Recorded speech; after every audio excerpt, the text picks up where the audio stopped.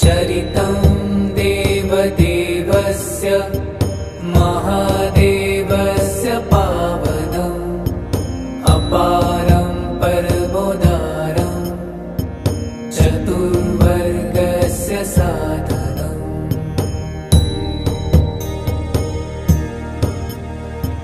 गौरीविनायकोपेतं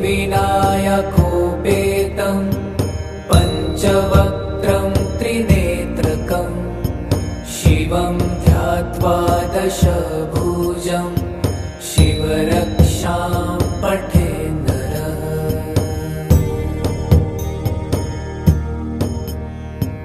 गङ्गाधर शिरः पातु